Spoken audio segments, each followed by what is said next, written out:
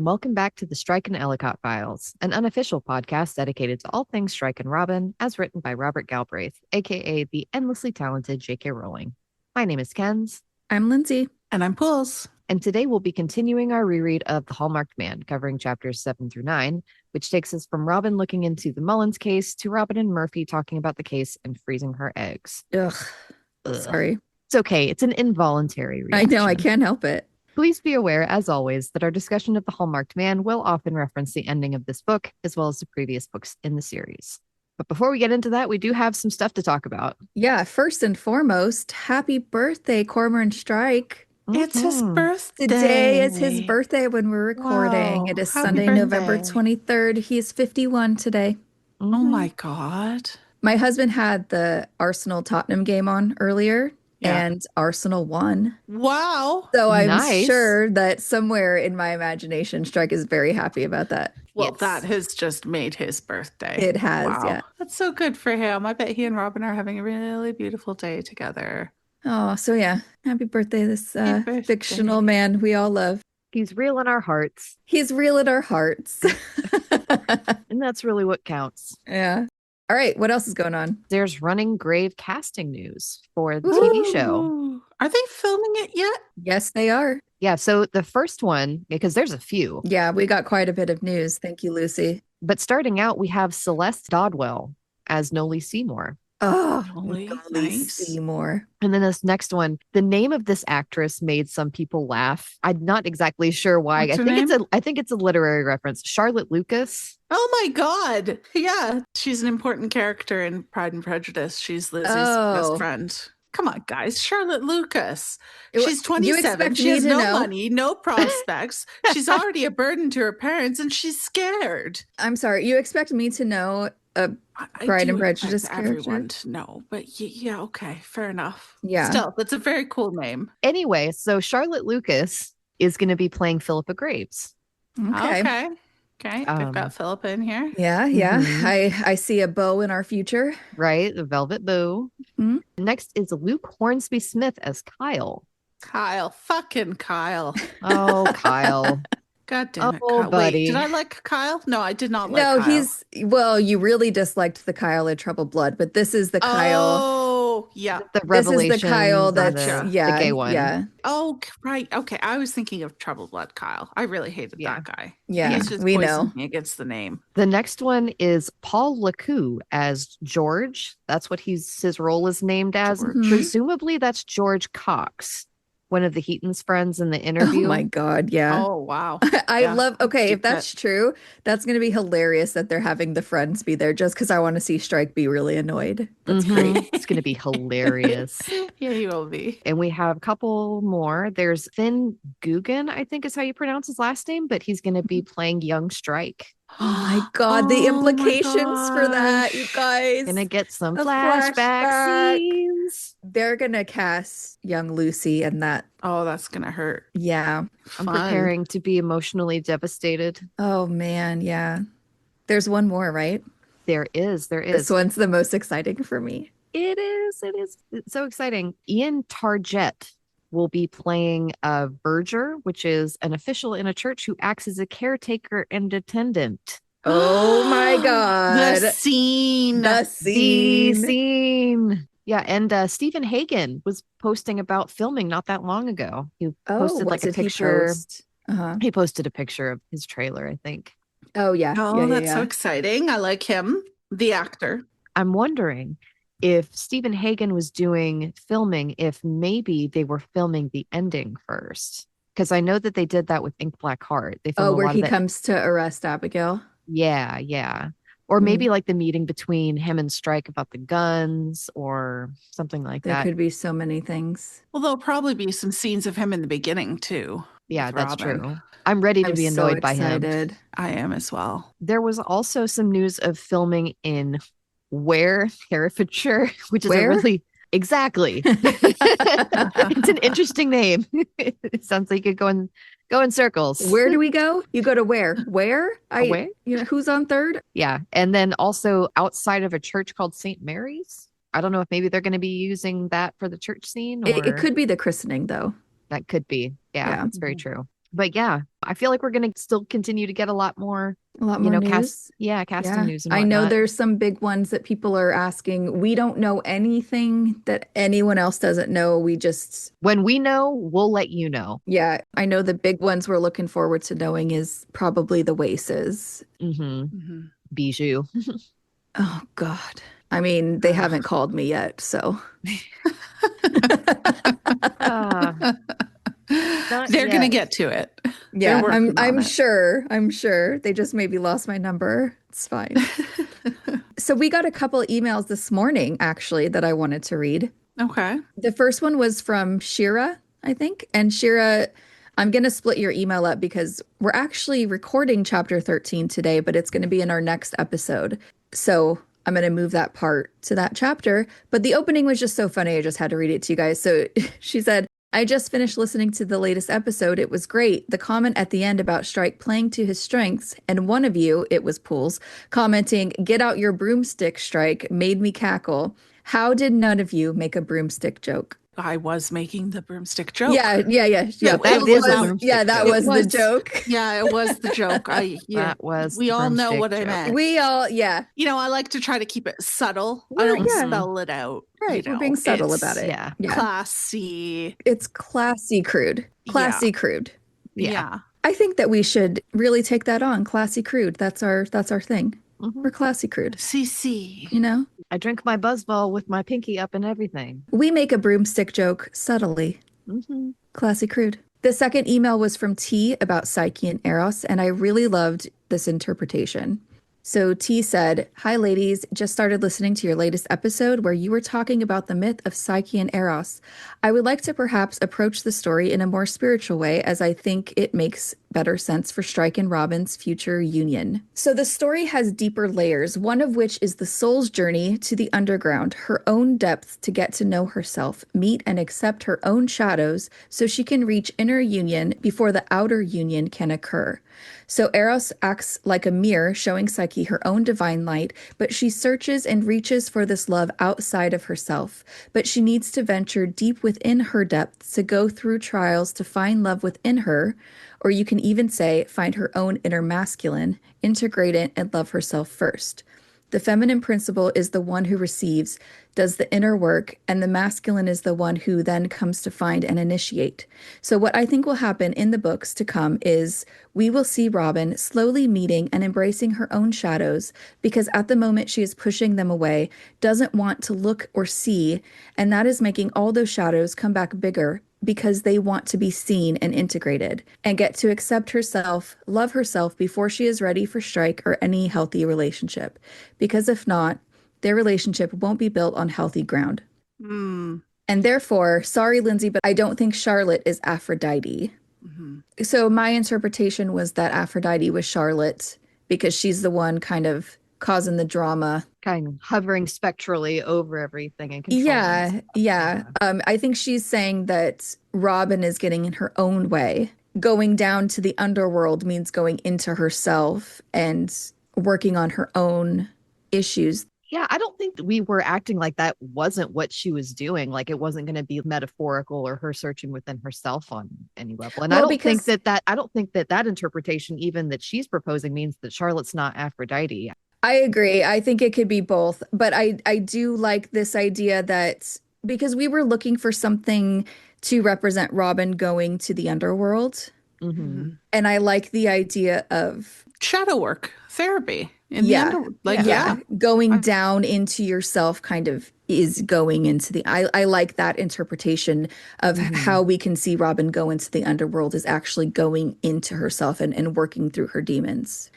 I really like that idea. Yeah. Thank you, T. Okay. We have one more thing to get to. And I should have known this was going to be a thing because anytime we talk about food. Yeah. Anytime. I think you might have actually gotten canceled for this, Lindsay.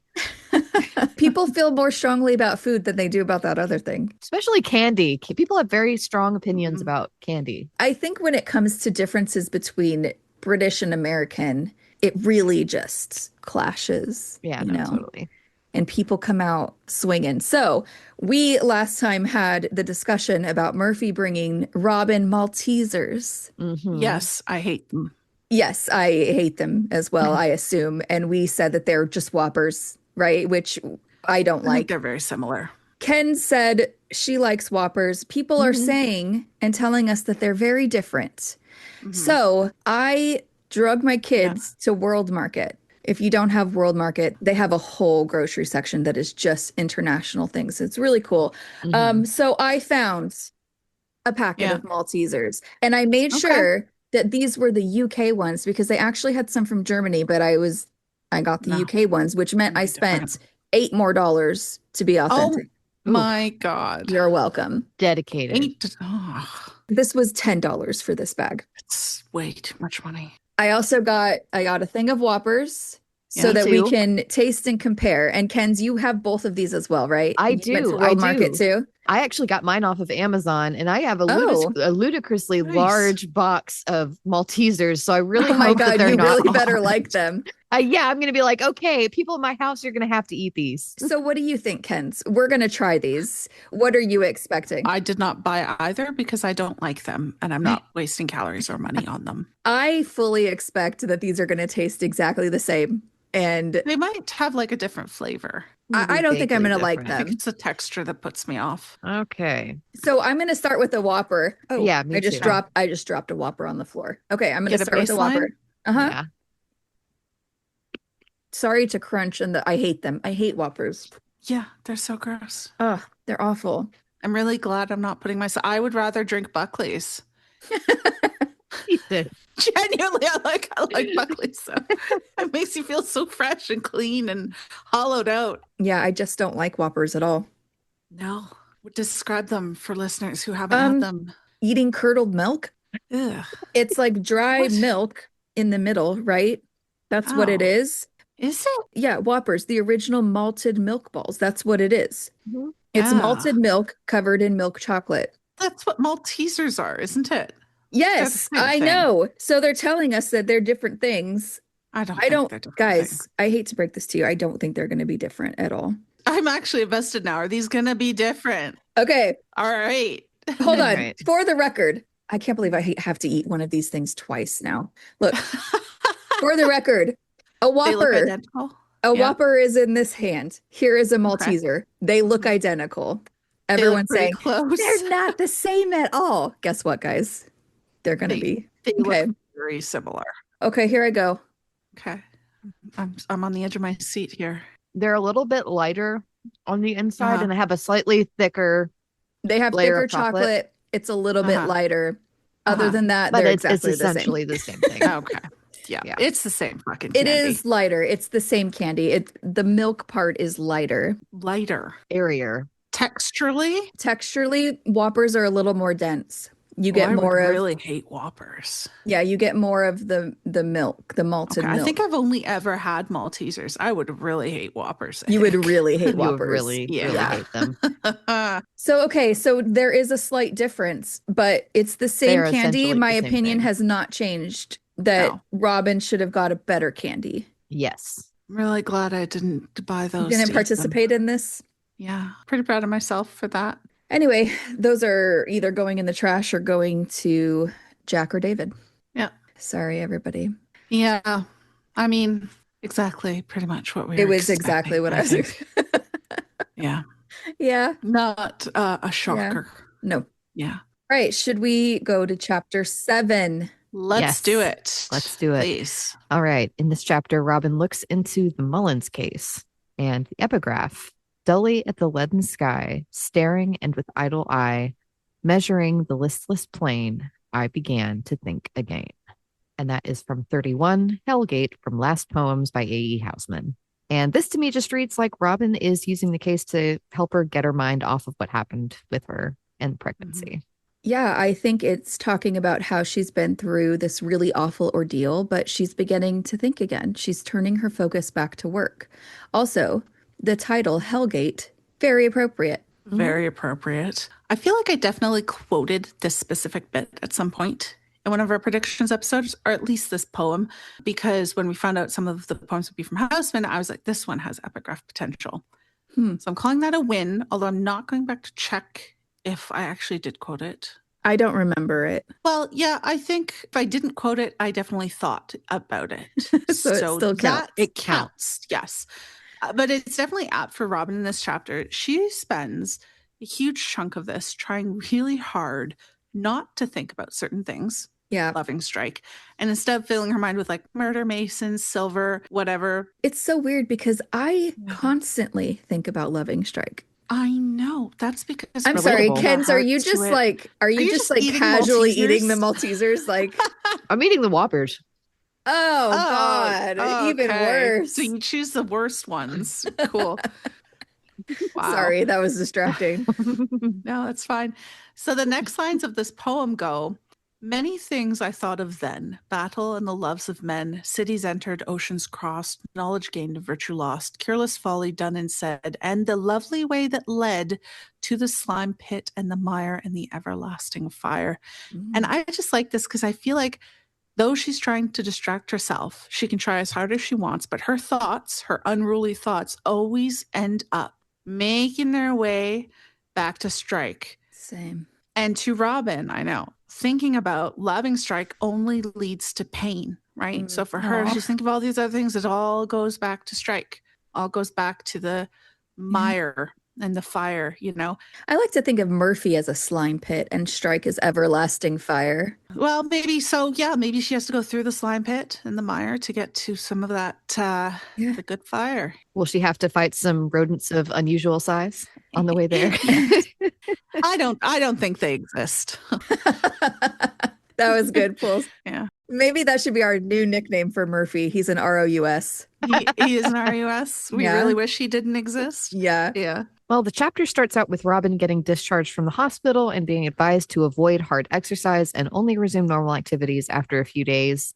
And when I first read this, I expected it to be Robin's version of Strike's creative interpretation of the doctor's advice in Ink Black Heart. It kind of was. Yes, she takes the days off, but she avoids her follow-up for a while. There's that time she pushes it physically and ends up in pain. Oh, yeah, totally. Strike's was just written in a way that was a bit more humorous, I guess. Strike was the man way, and it was funny. Yeah. I always love his, he's planning to interpret it. Yeah, it's so good. It's so funny. So funny. Because I relate. I just literally said it's the man way when I did the exact same thing. But Robin's definitely following the letter of the law here. She's out on Sunday and back to work Wednesday. So that's 3 days. She definitely doesn't follow the spirit of the law, which is you're recovering from a traumatic medical event. Maybe listen to your body a little bit and take it easy. Yeah. Also, I know that there's the opiate crisis. You don't want to get hooked after a surgery on the strong meds, but she nearly died. Is there nothing stronger than Tylenol and Advil they can give her? Well, actually, the Tylenol ibuprofen combo is highly effective. Is it? I learned this from Anna Chiara because I had asked her once if I could take those things together. She said that's actually what she was given for her C-section. It's very effective. I wonder why they work together. I don't know. I was given something stronger for my C-section, but after a couple of days, it's not as necessary. So I would imagine that the ibuprofen Tylenol worked really well for her surgery. Well, good. I'm glad. I mean, it's not as fun. I know, right? You get to sleep a lot more with the other stuff. She wouldn't take the good stuff anyways. She wouldn't take the good stuff. No, she wouldn't, because she wants to work through it. Yeah, of course she does. Yeah. God damn it, Robin. Robin and I are not the same on that front. We're not the same. Give me the good stuff. I can have a sick day. I can take 5. Yes, please. Doctor tells me to take 3 days off. I'm going to creatively interpret that as 5 to 6 days off. Right. I needed the extra time. It's very important. Doctor's orders times 2. Yeah. Totally. Why don't I just take 2 weeks? I might as well round it up. I have the sick days. We get some more information about the state of Robin's mental health, and things are really not great for her. They are not. Oh, Robin. She's been having nightmares of being trapped in the box at Chapman Farm, has developed a symptom of agoraphobia called inoculophobia, or a fear of crowds, and she constantly sleeps with the light on if Murphy's not there with her. That really made me feel sad when I found out she was sleeping with the light on. Yeah, me too. Yeah. I was curious about if Murphy's not there. I hope it's because she actually does feel safer with him sleeping there and not that she's just forcing herself to turn it off because she doesn't want him to know. Oh, I for sure think it's that she feels safer with someone else there. Yeah, she feels safe enough to turn it off. I hope so. Yeah, of course. Yeah. Mhm. Although, you know who she definitely feels super safe sleeping with? Well, yeah, we Now all that we're know. on the topic. Yeah, we Much all know. safer, probably. Not that we needed much prodding to get in that direction. She'd never need her light at all. She could just get rid of the bedside lamp. I've got this big man over here. He is my light. Okay, so why do you think this fear of crowds developed? Because what is it about her experience at Chapman Farm that would lead to this? I don't know much about that. From what I've been reading, when you're stuck in a group of people where behavior is really rigidly controlled and any deviation from that is punished, it can lead to a fear of crowds. And I think it's got a bit to do with Oh, control as well, like being scared of losing control of yourself again. that's really interesting. You know what? I can see how that makes sense, Ken's, because if you've spent all this time being punished for being seen to deviate, feeling like you're constantly under surveillance, the more Hmm. people who are in an area to witness you, the bigger the threat is, right? That's a lot of Hmm. eyes. And a lot of judgment. We spoke in the last couple of episodes about Robin's tendency to assume she can read people's minds. And it Yeah. pops up here again when it says Robin knew what happened when she told people she was struggling mentally. They told her to stop doing her job. They is Linda and Matthew at this point. So let's not Yeah. project them onto everybody around you. I mean, to be fair, I fully believe that Ryan fucking Murphy would also tell her to Stop. stop. Yeah. I fully Mhm. believe he would get on that train if he had the chance. I just want to tell her, like, who gives a shit if people around you don't like you staying in this job? You will be okay if people don't approve of you staying in the job you love. I think it's just the constant questioning, the constant criticism that makes her just not want to tell people because why should she have to hear it all the time if she knows what she wants? Hmm. Yeah. And, as I've said, I have a hard time relating to Robin in this book, but this I can really relate to. It's just, well, if you're going to Yeah. keep telling me this, I'm not going to tell you what's Yeah. going on then. Just don't bother. Also, Robin really does need to work on actually feeling her emotions, not just Mm. intellectualizing them, Mhm, so that she can mhm, work mhm. through and past them and not just carry them around all the Mhm. time. Wow, Ken's, you know what? The therapists who come up on my TikTok for you page tell me that all the time. What exactly do you mean by that? Like, how does Well, one do From that? what I understand, people can feel emotions as sensations in their bodies, or they are Mhm. supposed to feel emotions as physical sensations, which seems wild to me. It's like, oh, my stomach is clenching because of whatever. I'm like, okay, maybe. I don't know. I don't quite grasp it either, to be honest. Okay.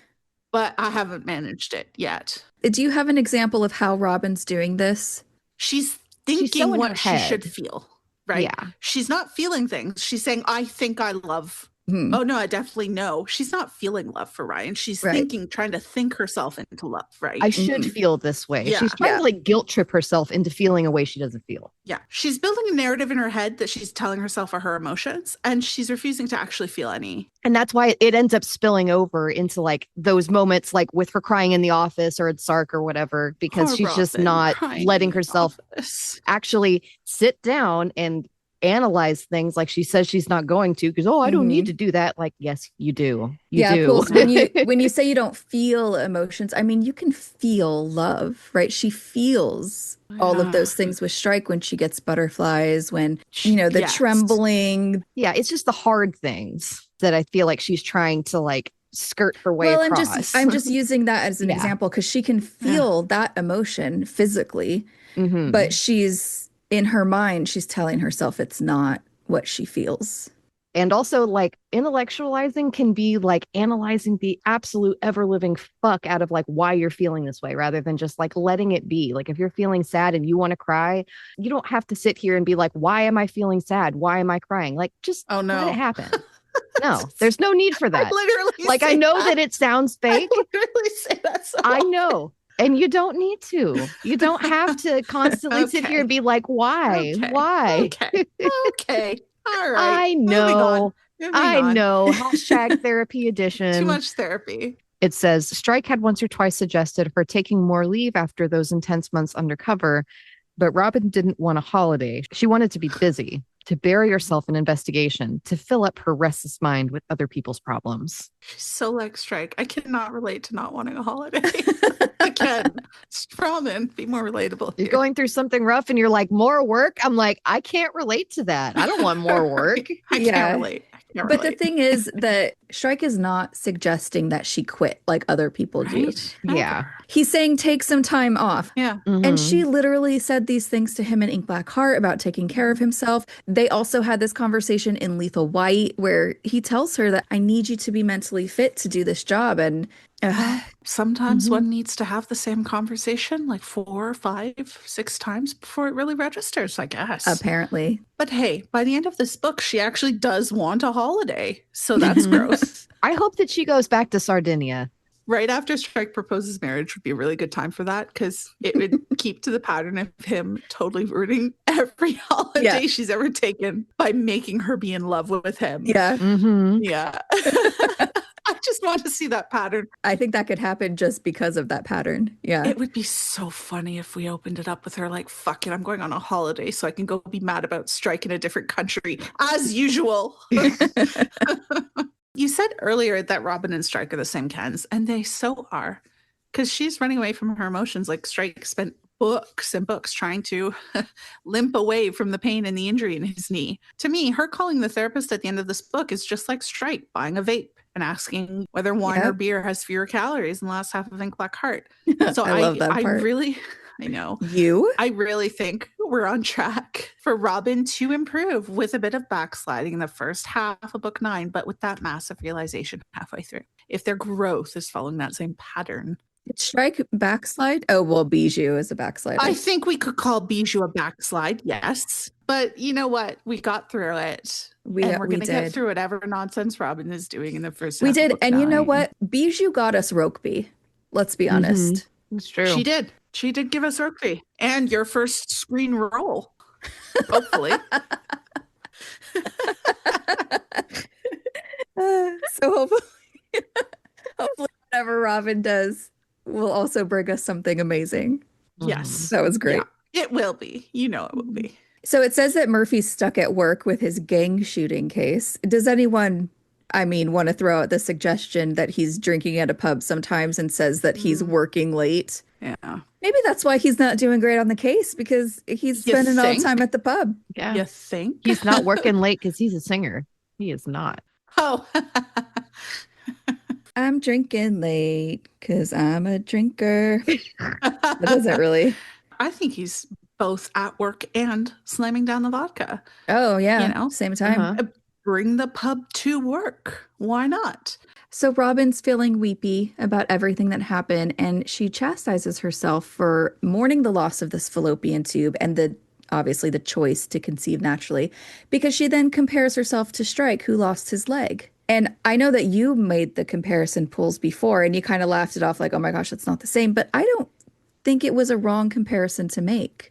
Yeah. Because, they're both pretty life-changing losses, right? Robin is being super unfair to herself here. I know that we were asking for examples not that long ago of her just not letting herself feel weepy and feel sad about it. Right. Here's one time. Here's the time where that happens. If she's feeling weepy about it, like, she should just let herself cry about it. Like, she's clearly feeling sad. Like, she should just let herself cry about it. But she's sitting here saying, oh, well, Strike has it worse. I don't need to be feeling weepy about it. Right. She's not left disabled by it, but she is left changed. Exactly. Her fallopian tube just ruptured and filled her abdomen with blood. Like, that is a medical emergency, and she could have died if she had not gotten help. That is not nothing. And damn it, it is not a competition to see whose suffering is more worthy of feeling bad about. But also, so Ken's, last time you had said in our last recording session about the losses they each experience being specific to their experiences as a man and as a woman. And I think that this is reflecting it too. So Robin's thinking about it in a purely physical sense where Strike is left disabled and she's not. But we've seen quite a few times throughout the series that Strike thinks of himself as not being whole, right? And I think it's fair to say that Robin has a right to feel that way too because of what she's lost. And I think these losses are connected to their sex, their experience of being a man and a woman. So obviously Robin's loss is self-explanatory to how that's unique to being a woman, but I looked it up and 90% of the UK army is male. So historically, I think losing life or limb in war is going to fall on men. So I think there is something there. Anyway, switching topics, I remember how happy I was in Ink Black Heart when Robin bought this flat and how much she loved it, right? And this stupid, inconsiderate man-child upstairs drives me nuts with his music. Who does this? Stupid, really inconsiderate man children. I'm gonna full on blame this guy for the house hunting that comes up, for making life so difficult for Robin. Absolutely. Yeah, I was just about to say this jackass is the reason we're having to deal with house hunting. So fuck this guy. Yeah, seriously. And then to make it worse, Linda calls. They had to put Roundtree down. I'm sorry, but I laughed out loud when I read this because of our debate. Wow. Me too. I laughed a lot. Wow. I had to It put was my like Kindle Roundtree down. died. I was laughing so hard. Wow. Well, I was genuinely upset. So, Wow. still upset, but that's fine. We all have different reactions to things. Yep. Crazy that Michael is looking at replacement dogs already, because like you have to mourn. Remember when I was like, get a puppy? Oh my God. Well, you and Michael Ellicott would get along for Yeah. sure. Of course. Yeah. Poor Robin, who is genuinely upset about this news as well, because I mean, she gets over it pretty quickly. Well, she does have other big things on. Doesn't have the bandwidth for Roundtree. And weirdly, she doesn't tell Linda any of her problems. I'm not sure that they could have any kind of conversation right now that wouldn't leave Robin feeling offended and Linda feeling defensive. But maybe sometime in 9, though. This might be a really obvious observation, but when Robin starts to Google the body in the silver vault, there's a reminder that all of this had taken place while she was away in Chapman Farm. And it just hit me that all the time Joe's riding the running grave and mentioning that she was cut off from everything. All the time she mentions newspapers and not knowing what's going on in the outside world. She had planned for this case to have happened during that time. And like she's setting it up. It's just the building, the world building, the setups and the patience that she has for all of this. It says that the whole saga of this news coverage, like the cycle went on for a month. So looking at the dates, the story would have fallen out of the papers for good just before Robin escaped from Chapman Farm and rejoined the outside world, because she escaped on Harry's birthday, July 31st. And this would have fallen out of the paper like last week of July, because it started on June 18th. Like, how you just randomly Or say June Harry's 20th. birthday. Yeah, Harry's birthday. That's how I identify July 31st. Harry and Joe's birthday. Of course. Obviously. Doesn't everybody? That's a normal thing. So perfect timing, though, to have her know nothing and set up this exposition chapter. Let's talk about the things we learned from Robin's Googling. The owner of the silver shop, Kenneth Ramsey, was the one who found the body. The quote from him about how shocking it was mentions the body and the missing silver. And I have to wonder, what was more shocking and upsetting for him? You have to wonder? Because I definitely don't have to wonder. I know for sure what he was most shocked and upset by. Yeah. Police, someone's stolen my silver. All of my silver is gone. I think this mutilated corpse in my vault might be a clue to that. Could you investigate and find out where they took my silver? Speaking of the silver, the Murdoch silver is the next thing that Robin Googles, and I found something kind of interesting. So A.H. Murdoch is not a real person. But in the article Robin reads, it says that he found the second largest silver mine in Peru in 1827. So, of course, I then Googled Peru silver 1827, and it says that Peru was heavily involved in the silver trade and mining efforts, with figures like Richard Trevithick active in the region during this time. So Trevithick is that Cornish name that popped up when I tried to Google Strike's grandfather's name, Trevick. That's really interesting. Yeah. This Trevithick returned to Falmouth on October 9th, 1827, Robin's birthday, from Latin America. What? And I guess what I'm suggesting here is that Joe could have Googled this as part of creating this history on A.H. Murdoch. And that could be where she found the Cornish name Trevithick, used it for Strike's grandfather. It's possible she had it planned for a long time, but it just was a really fun connection that popped up that I just had to mention. You know what? It makes sense that it's a Cornish guy who's popping up when you're looking at silver mines, because Cornwall was the source of this huge emigration of skilled miners in the 18th and 19th centuries, because it had been like the most important mining area in Britain for 1,000 years. So they have the technique and skill, but when the price of copper falls, they move away for work to all over the place, like South America, Mexico, Australia, South Africa. In Mexico, there's an area where they have Cornish pasties. Oh, But like Mexican, it's the local dish because of all the Cornish miners who moved there. wow. Interesting. And the miners in Maid of the Silver Sea were Cornish too, weren't they? They were. Yep. Yeah. Indeed. I've just realized now that these epigraphs make even more sense to me now because, of course, Strike is mining for silver. He's a Cornishman. Mining's in his DNA. Yeah. One of the articles has a still of William Wright from the security Yeah. footage, and it says they were of such poor quality that Wright could have been almost any bearded, bespectacled man. Is it a stretch to suggest that this might be a hint towards the fact that the real William Wright or Tyler was replaced with someone else the day of the crime? It could have been anybody because it was. Totally. It's not a stretch.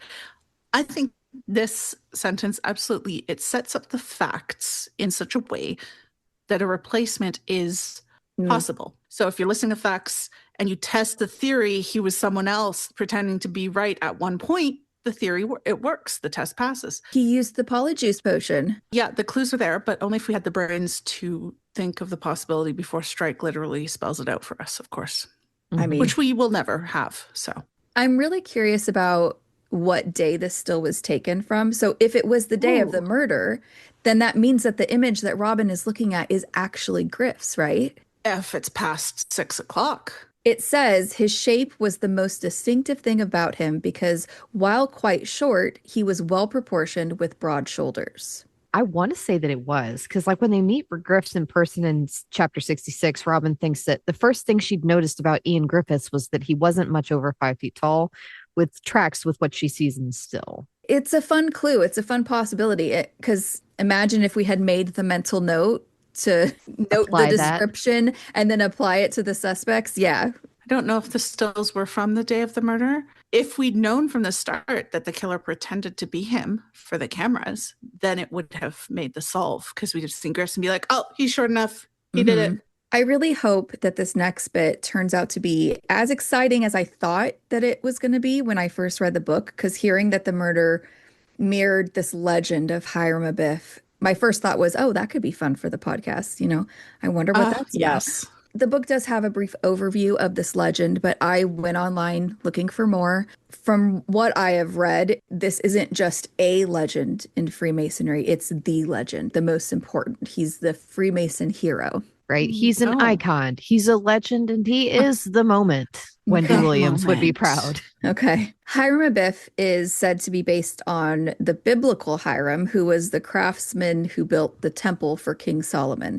But everything else about the murder and everything, that's all Freemason legend. It's not found anywhere in scripture. So the legend goes that he was building the temple and he was entrusted with the secret knowledge of the master mason's word.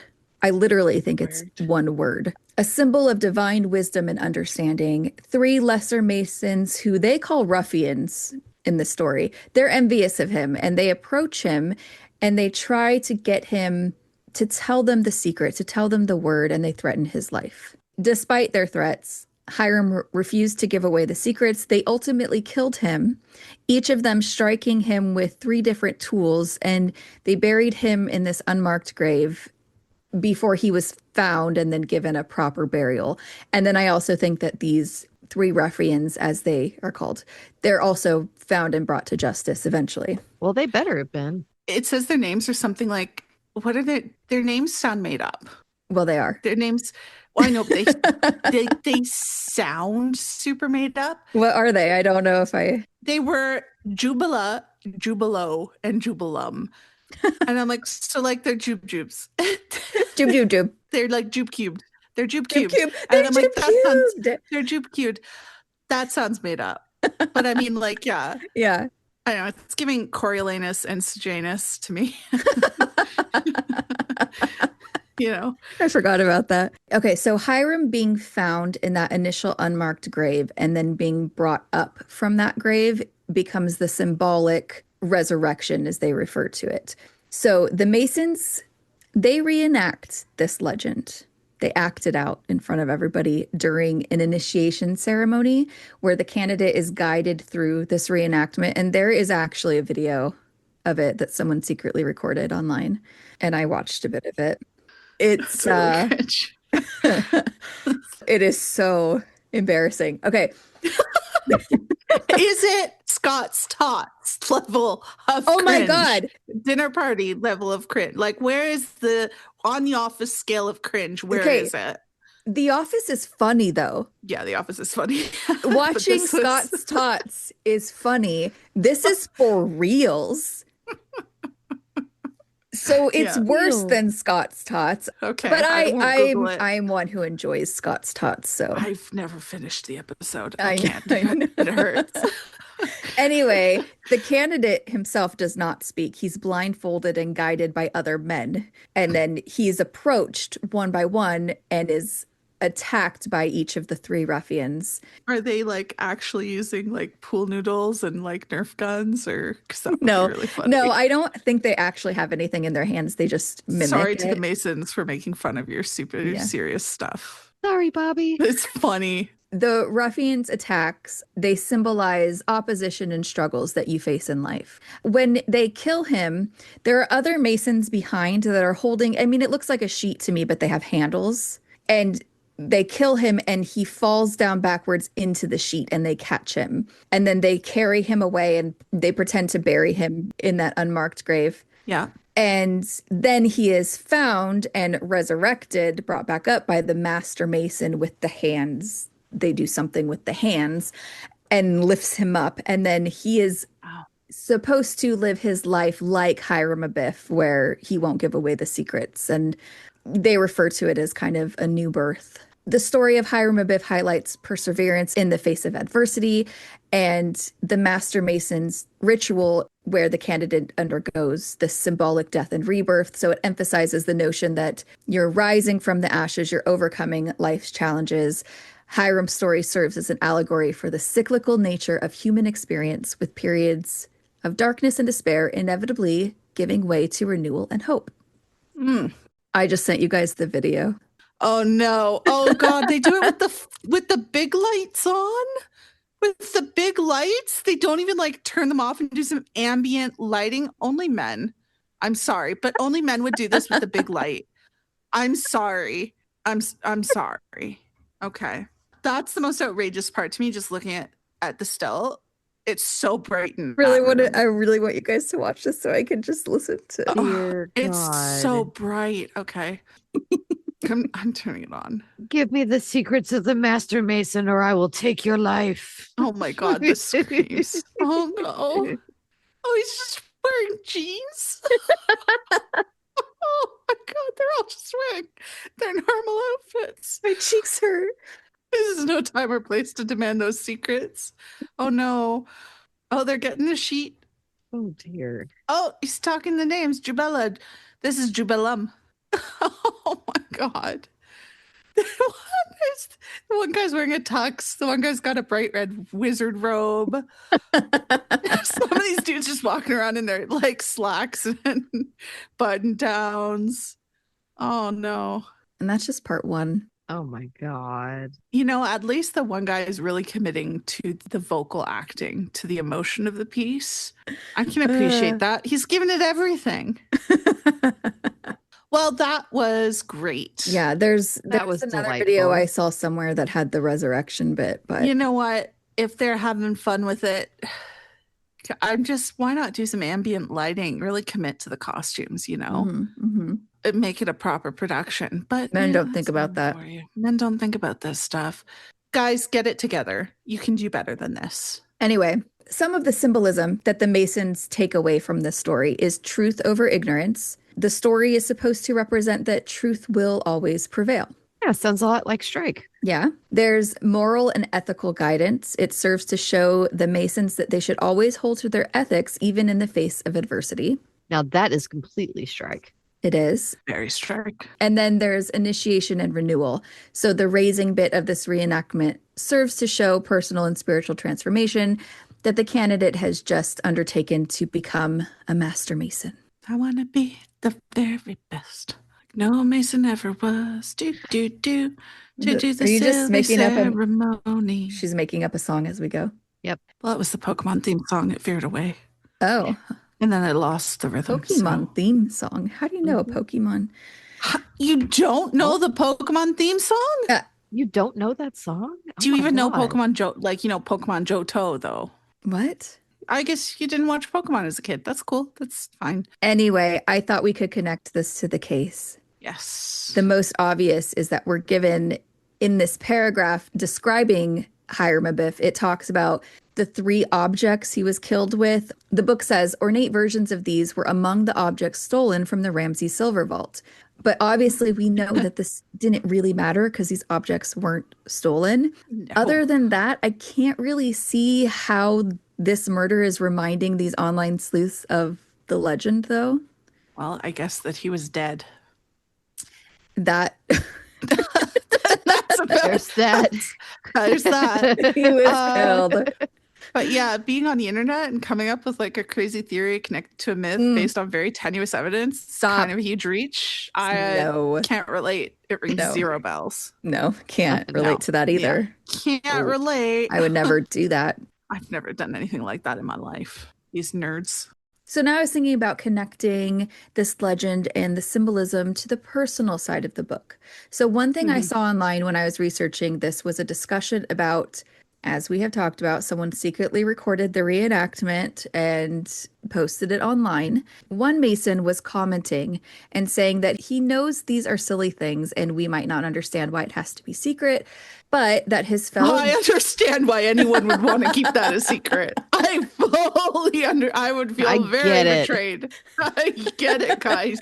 Don't worry, I get it. Anyway, he says that his fellow Masons are the men he shares his life with and his troubles with. So if he can't trust them to keep a silly, meaningless word secret, then how is he supposed to trust them to keep private things that he tells them secret? I can understand that. And he said that Masonry lives and dies on trust between its members. And that really reminds me of Strike and Robin in this book. Not only Strike and Robin, but Dev gets in there too with trusting Strike. This is a big thing in this book.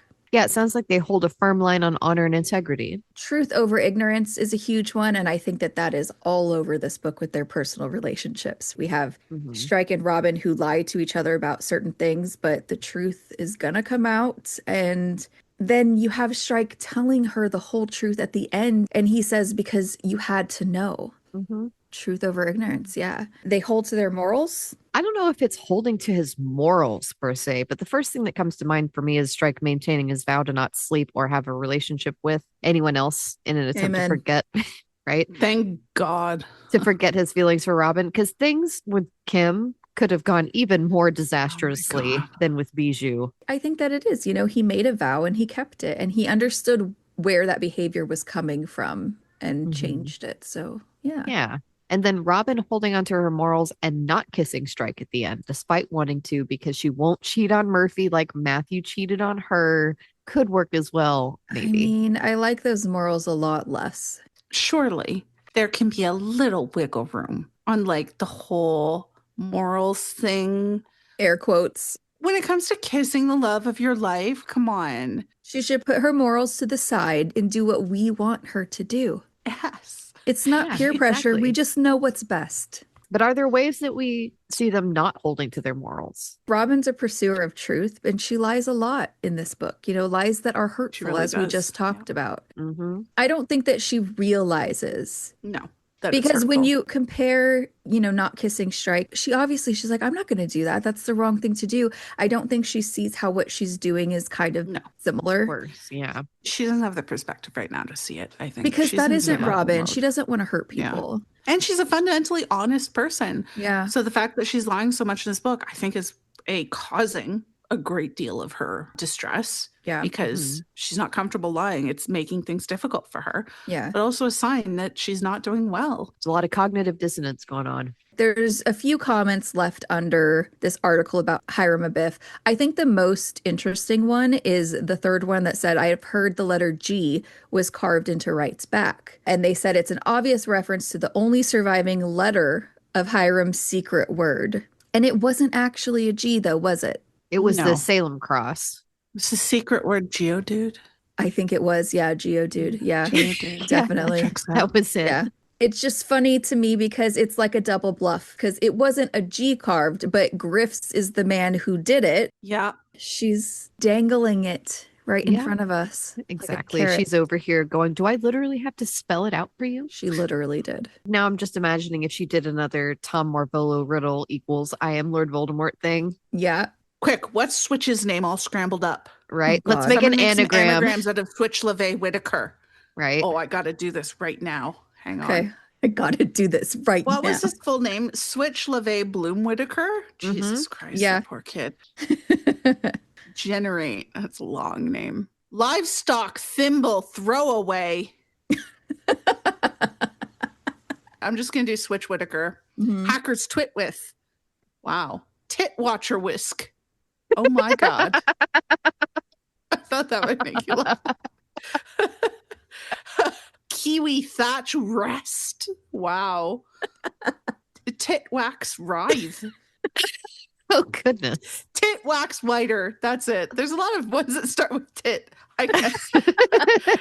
Shack twit wither. Also great. Yeah. So I think we got to keep an eye out for these. I think that after looking at this list, I will recognize Switch's name if it comes up in anagram. Anyone named Tit, we're on it. Anyone named Tit, I am If so Strike on it. doesn't catch it first, we will. Oh, raw thickest with. Mhm. Thickest. Tats wither wick. Thick war whitest. Anyway, going back to Okay, Robin's anyway. Googling, then the news comes that they've identified the body as known criminal Jason Knowles. And I love reading the comments under this article because it gave me some Ink Black Heart flashbacks that were just Oh so my fun. God, same. I love them. I really, really appreciate the way that Joe accurately captures how internet comments work. I love some of the usernames that she came up with. Yeah. Floozy Yeah. Susie, Skanky Doodle. Oh, I guess Skanky Floozy Susie Doodle is went to probably someone town. named Sue. Yeah. The important comment was by someone named Starbanger that DCI Malcolm Turner is himself a Mason. I am actually now super curious about who this Starbanger is and how Yeah. they know that Truman is a Mason at that specific lodge. That's a good question. What could the name Starbanger say about this person? Oh my God, maybe it's an anagram. Or maybe they just bang stars. I've typed it in. It's Midge. She's dating a celebrity, right? Barge trans, angst bearer, breast gran, Checks out. bra strange. You made Ken spit out her drink or food almost. That sounds like a really old diary entry. Brah, strange. Strange contraption. B gran rats. Speaking of rats, Kim calls. Ugh. Nice. Yeah, I thank hate her. you. Good Thank one. you. But if I didn't already hate Kim Cochran, and I already did, Yeah. I totally believe that the entire point of her calling was to remind Robin that she lost Plug Rude. when she had a Ugh. medical emergency, and then also to tell her the total lie that Strike was confiding in her. 100%. She had no reason to call. When she hung up, Robin staring narrow eyes at her phone. You know it's the Strike part. It is. Oh, 1,000%. She'd already made a jocular sideswipe at the fact that Robin, alone of the detective team, had no police or military background, hinting that Robin's main worth to the investigative team was that she was sleeping with a CID officer. Then laughing loudly, I'm kidding, when Barkley had retorted, when's the last time you brought down an entire fucking cult? First off, Barkley is a gem. He will always be my absolute favorite, and stuff like this is why. Because from the start, he has shown total respect for Robin. Always. But second, Kim's joke about Robin's main worth to the team being sleeping with a Met officer, take the whole Kim, put her straight in the garbage. Yeah. All I of it. already didn't like her, but this cemented it into full-on hatred. Like, fuck this woman. Yeah. That's pretty rich coming from Kim. I think she's doing some projecting. Also, how rude of her to remind us that Robin is sleeping with him. Very rude to Rude. us as the reader. We So don't like rude. it. We No. don't want to hear it. No. Strike doesn't want to hear it. Definitely not. No. So here's my one complaint about Midge in this book. I want her to stop gossiping. She's ruining everything. Amen. And I say this is somebody who perpetually wants to know what the tea is, but doesn't want to be involved. Like, well, of girl, course. no. Of course. But it's her whole fault that Strike started dating Madeline because she was gossiping about Robin hooking up with Hugh Jax when she was not. And now she's passing along to Robin that Kim's asking about Strike's relationship status. Girl, tell Strike, hey, Kim's asking about you, don't do it. We know she has no problem telling him what to do and what not to do.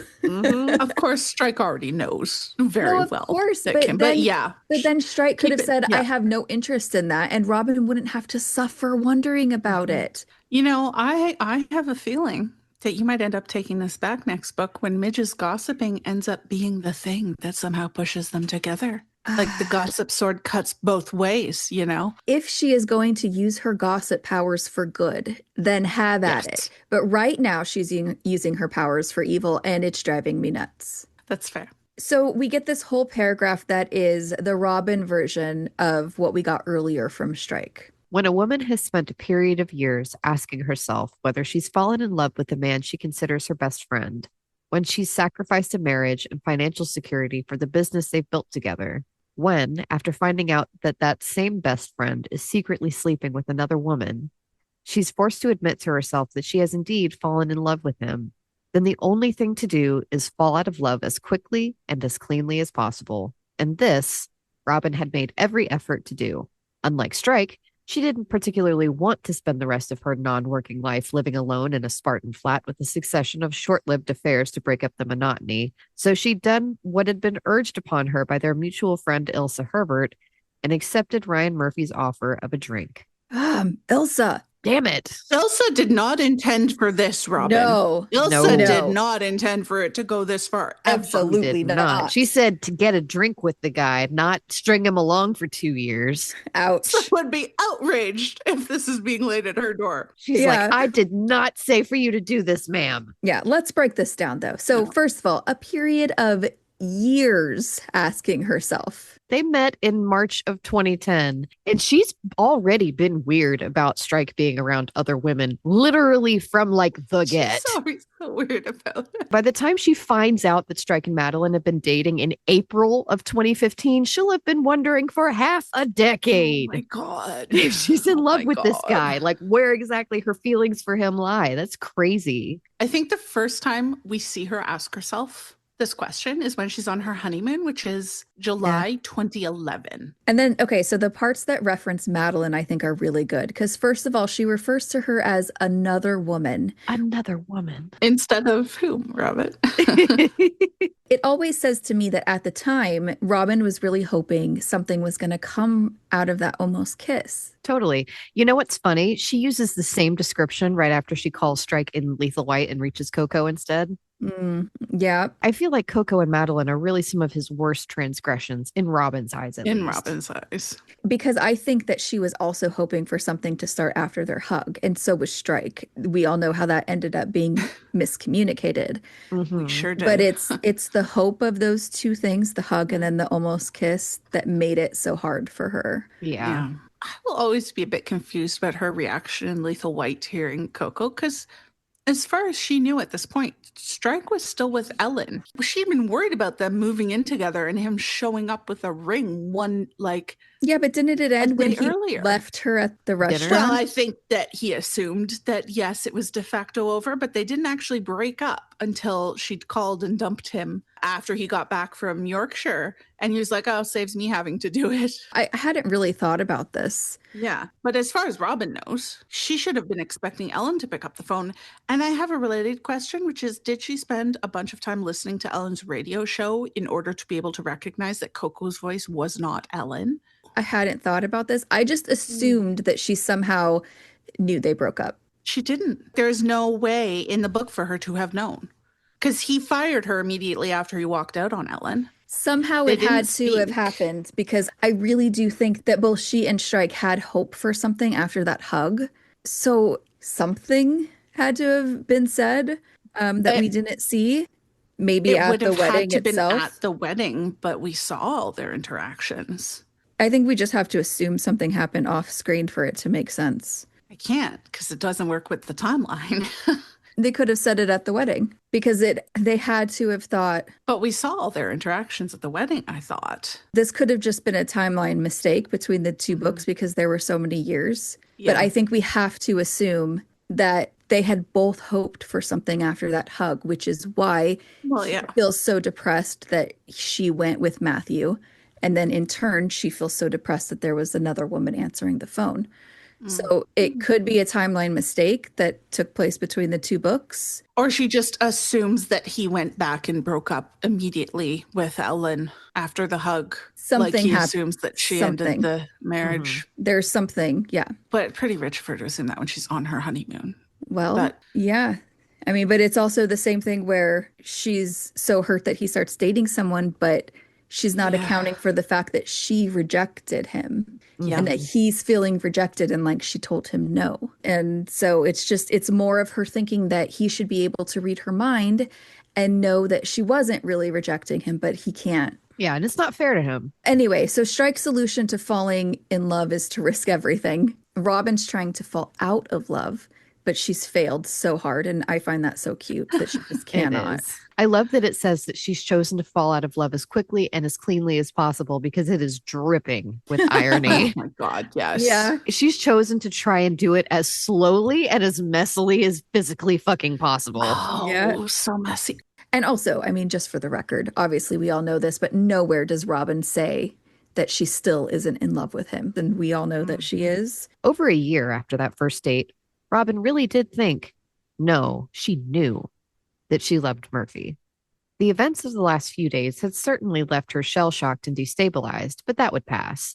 Murphy was kind, intelligent, and very good-looking. Yes, there had been a conversation 2 months previously in which Strike had hinted.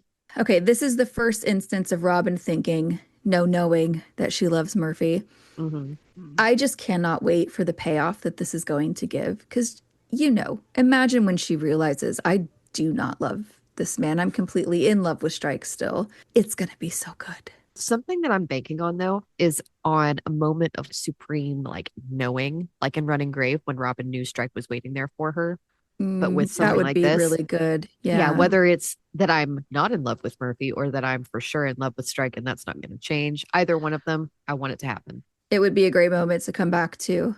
Mhm. But the second sentence here seems significant. The events of the last few days had certainly left her shell-shocked and destabilized, but that would pass. In the context of this paragraph, it seems to me like her feelings of love for Murphy were shaken by what happened. I don't know if anyone is reading that differently, but maybe she wasn't so sure when faced with the idea of having a baby with him and then, not really trusting his story. Man, I really wish she would listen to the parts of her on the inside that are nagging her about his story and about what happened that night. They're trying to tell you something, girl. She busts out this internal list of Murphy's good qualities. I think she does that a few times in this book, and it's always just so lacking in any kind of real feeling or passion. Mhm. Kind, intelligent, good looking. She's checklisting him against what her idea of a good boyfriend should be, but not feeling her feelings about them. And also, I kind of think she's overestimating both the kind and intelligent parts of him. Even if Not he that you're were those biased or things, anything. not that I'm biased, No. Strike still beats him out by miles in both qualities. So, I agree. As Yeah. a checklist. So we have a song reference here. Stitches by Shawn Mendes is playing Upstairs by the Mhm. Stupid Neighbor. We could be really literal with this one because Robin is healing from surgery. She probably has a stitch or two. But Mhm. also, the song is about a relationship that's causing pain. But who is it? Is it Oh. Murphy or is it Strike? Plot twist, it's both. You guys are going to be shocked, but I don't know this song. Jesus don't know it wept, either. Lindsay. Okay. Oh my God, both of you. No. I make a real effort to listen to women artists mostly. Oh, no. Don't Yeah. listen to Shawn Mendes. Except for the Bare Naked Ladies, of course. They're your one exception. They're grandfathered in. You seriously don't listen to any guys. guys? No, my playlist is mostly women, but if I'm looking for new music, I make a point of looking for women, yeah. How come? Just because I think it's important to try to consciously consume content by women as much as possible. Okay. So we get Strike calling, being funny. Speaking of Strike's sense of humor, though, I've been wondering whether if at some point when Rokeby and Strike are hanging out in the next couple of books, if Strike will say something funny and Rokeby will say something about how Strike's sense of humor reminds him of his mother's or something. That'd be really sweet, Mhm. especially if he did actually get his sense of humor from Leda. I'd love that. I think Strike would like that too. This part leaves me with a really big question because I don't know what Strike was going to say. He's telling Robin all about Ted's funeral, and he says, I wish, and then he has to go. It gets interrupted. What did he wish? Is it too much to hope that he was going to say he wished she had met him or something really Oh. sweet like that? I don't think it's too much at all. I'd be willing to bet that he was going to say that. I was kind of hoping for like, I wish you'd been there because you always make every miserable thing more bearable with your presence. Because by the way, I'm in love with you. It probably wasn't that. He might have said the first part. Maybe he wishes that they could have scattered Ted's ashes, but there was a storm, so they couldn't, which means we'll get to see it in book 9. Also, probably not likely. After the phone call, Robin just sits there for a minute. And I feel like she's kind of happy for the first time in a couple days. You know, he's made her laugh. He's talked to her about the case, about his family.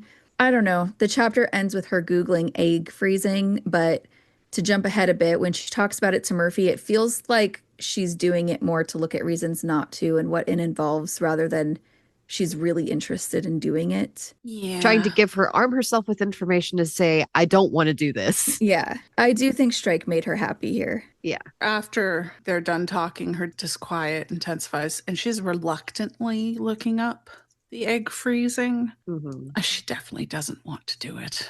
All right, chapter 8. In this chapter, Strike calls Rupert's Aunt Angelica. The epigraph. It is the saddest of all sights upon this earth that of a man lazy and luxurious, he is the faithless steward that embezzles what God has given him in trust. And that's The Morals and Dogma of the Ancient and Accepted Rite of Scottish Freemasonry by Albert Pike. I'll never get over what a mouthful that is. God, I know. I was trying to decide what man this could be referring to in this chapter because there's Mr. A, Culpepper, and Rupert. But I actually don't think it's about a man at all. I think it's actually about Rupert's aunt. She was the one entrusted with Rupert as a child, but she was the faithless steward who didn't care for him and certainly doesn't care for him now. Yeah, that was my thought as well. I definitely agree that it's about her. When you look at the rest of the sentence in context, it says, that of a man lazy and luxurious or hard and penurious, to whom want appeals in vain and suffering cries in an unknown tongue. So Rupert's horrible aunt doesn't care a bit about any of the struggles he's going through, and she certainly wouldn't lift a finger to help him. I mean, even the thought of being asked to do so enrages her. She's absolutely this person, yeah. The chapter opens with a brief overview of the side case with Mr. A. Remind me if Mr. A was right that it's his wife who's leaking the stories to Culpepper. I think it was actually his ex-wife who was leaking stories to Culpepper's wife because Lady Violet and Mrs. A were the ones having an affair. Yeah. As we saw in the gala washroom. I just love that Culpepper's wife was cheating on him and he gets fired in this book. It couldn't happen to a more deserving man, you know? Love it. It seems weird to spend this little time on a chapter, but the whole chapter is Strike calling Rupert's aunt Angelica and her acting completely outraged that Decima would have someone call her and ask her a question. How dare she? Someone calling her on the phone? Intolerable. Anything stand out here, though, in this chapter? Angelica's reaction when she realizes who/what Strike is reminds me so much of the first time that Ron ever tried calling Harry on the phone at home in Harry Potter. Remember how Uncle Vernon just completely blew up? It's totally the same vibe. She's a real muggle. Yeah, she's a real muggle. She is really Dursley in terms of her loathing of Rupert. Her nephew? Yes, it is really clear she hates her nephew throughout this entire conversation. Was this because she had a suspicion that Rupert wasn't actually her brother's child? Like, so she was suspicious of Mrs. Fleetwood's relationship with Dino? Or is it just she's a nasty, hateful person? I like the idea that she's suspicious. Yeah. It gives her a good background, but I don't know. It just reminds me of Strike's chat with Sasha later a bit when he talks about Sasha being too selfish to care about Rupert or Charlotte, because Rupert doesn't sound like he's a bad dude. So the lack of caring and just total self-centeredness and the fact that Angelica just does not care one jot about Rupert is pretty appalling. So I guess plot-wise in this chapter, she claims that Rupert's in America. He's in New York. Just totally wrong. Well, except for the fact that he could have actually called her and said that he was going to New York. Yeah. And I think that probably actually happened. He was just lying in Sardinia. Yeah, I do believe she's so adamant about it because it happened. But yeah. Okay, chapter 9. In this chapter, Robin and Anne Murphy talk about the case and egg freezing. And the epigraph reads, "If you would have me better for your love, revert no more to these sad themes." From part 3 of Paracelsus by Robert Browning. I'm assuming this is Robin speaking because she's the one who doesn't want to talk about these things. Yeah. This is a 5-part poem about a philosopher on a quest for knowledge. And in part 3, which is where the epigraph is taken from, he learns that knowledge alone isn't enough to be fulfilled in your life. You need the balance of knowledge and love. Robin is on a kind of opposite personal quest. She's Yeah. not on a quest for knowledge here in truth because she's trying to suppress what she knows to be true. Yeah, the truth of her feelings. She is on a quest for knowledge and to uncover the truth in this chapter, but it's not at all the internal truth, but the truth about the Silver Vault murder, which serves as the current manifestation of her overriding passion for solving mysteries, finding out the facts, finding the truth of other people through her work. Ryan is offering her anything she wants at the end of this chapter, and the thing she wants most of all is just the knowledge he can get her. Not any time with him, not any symbol of his love. No, give me the facts in this juicy mystery. But this epigraph comes from part 3 of the poem, where Paracelsus is disillusioned and depressed. His ambition and achievements have made him happy. He's being seen as arrogant and he's alienated from his colleagues. At this point, he hasn't yet had that realization that it's necessary to balance the search for truth and knowledge with love. And Robin hasn't had her own realization yet either, that she's never going to find the love she needs with Murphy, that her path to emotional fulfillment lies with Strike because he's the one she actually loves, you know? Loving him and accepting that is the only way she'll actually be able to create this satisfying whole of her life with her passion for truth and her human need for love. So when the chapter opens, Murphy buzzes to be let in. Does that mean he doesn't have a key? Oh, 100%. He definitely doesn't have a key. And I highly doubt that Robin gives him one in the course of this book. No. Which means he's pushing her to buy a house with him, and she's agreeing to when they haven't even reached the step of having a key to each other's place, which is insanity to me. Right. It absolutely, which makes him wanting to propose even more crazy. You know, Robin, it is okay to say no to moving in with him.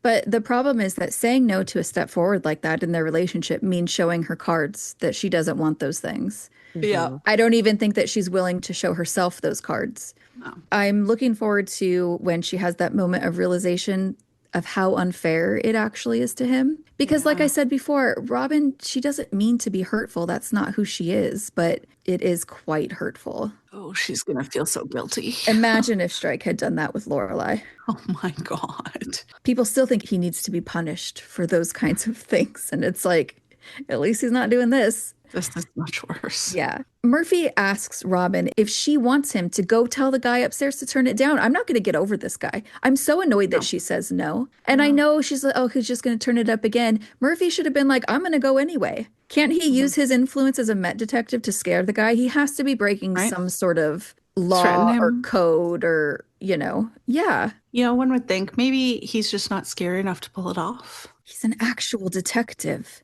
Don't they have a badge he can show? Maybe. He looks like the guy on the salad dressing bottles, so I don't know if I'd be too scared of him either. I'm scared of bottled ranches, so.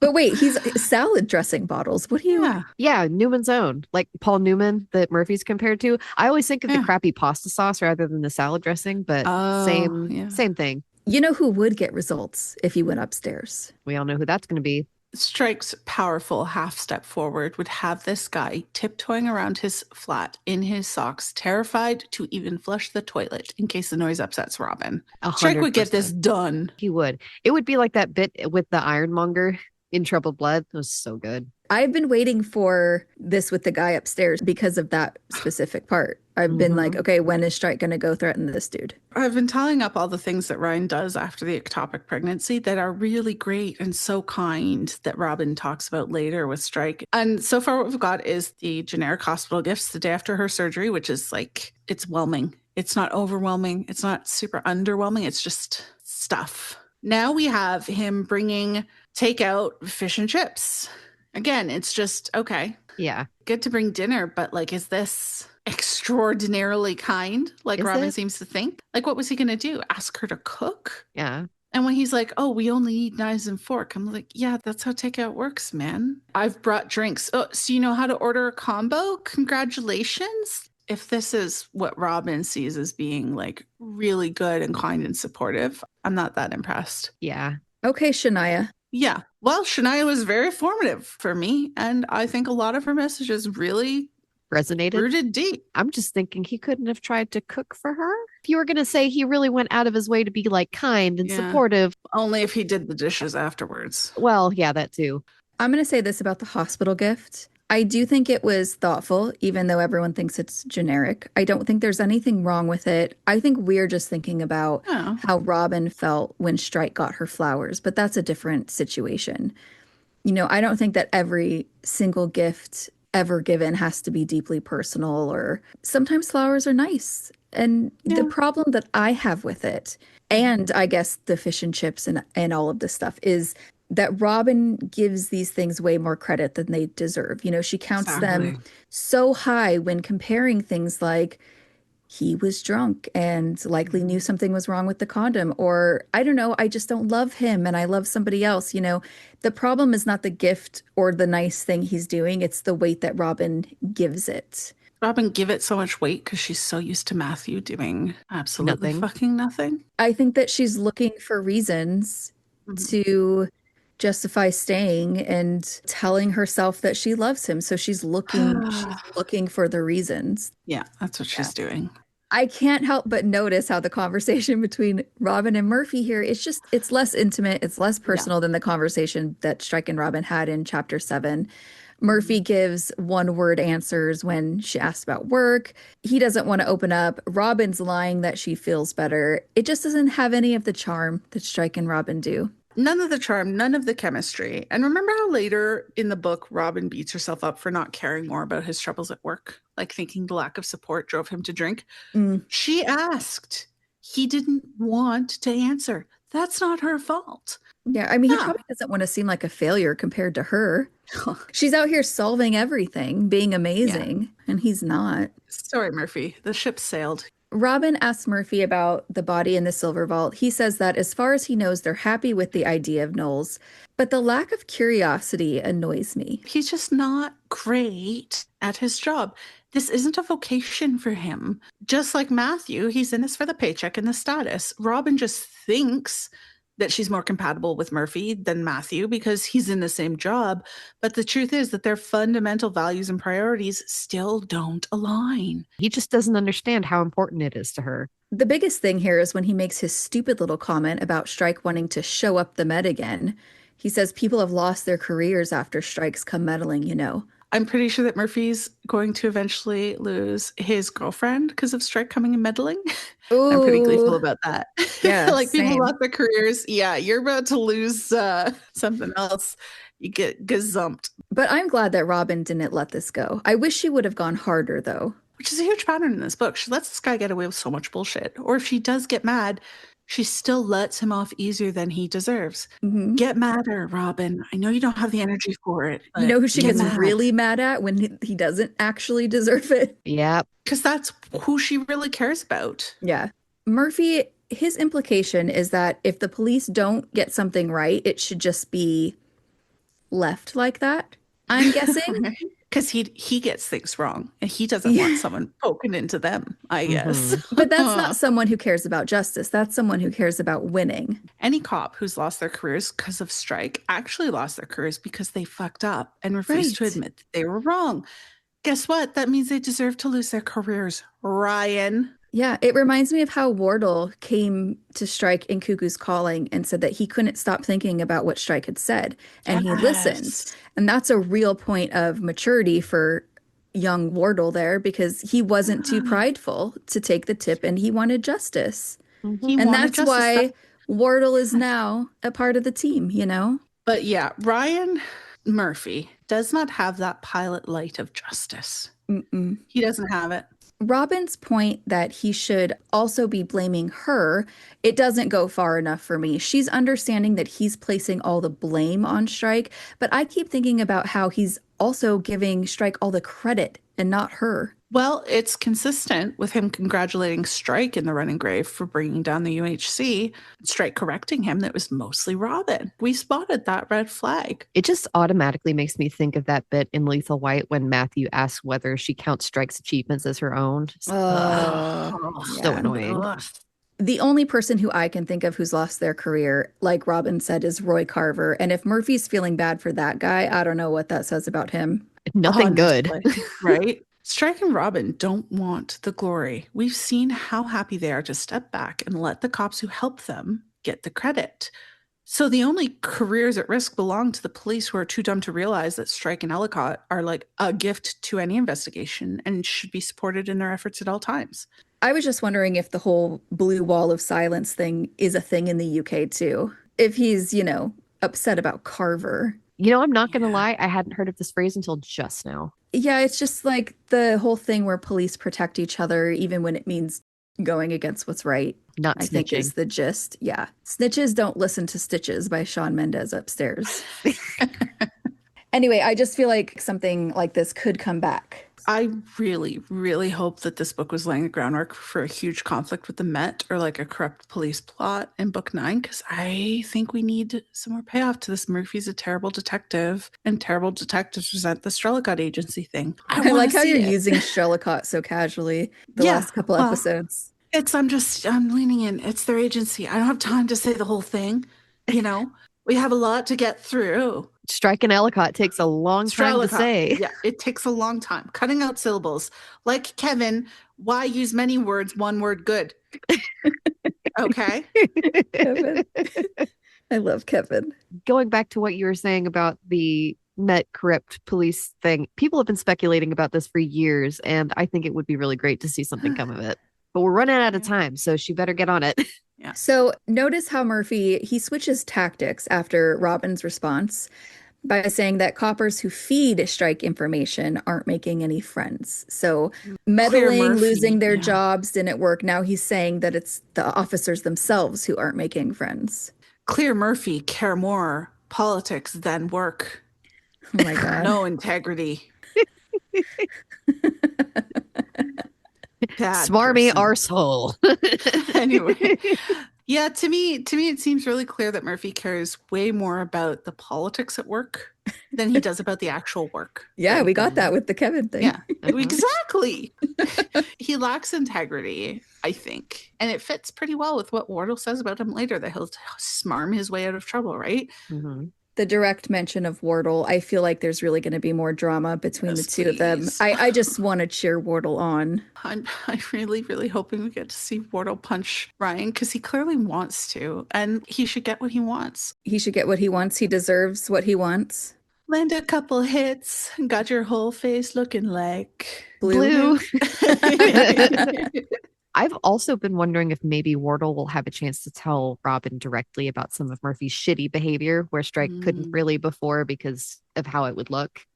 It would be kind of nice to see Wardle and Robin form a working relationship, because they don't really have one. Yeah, it's all through Strike. Yeah, and the last time we really saw them together was Career Beaver, where he's kind of looking her up and down.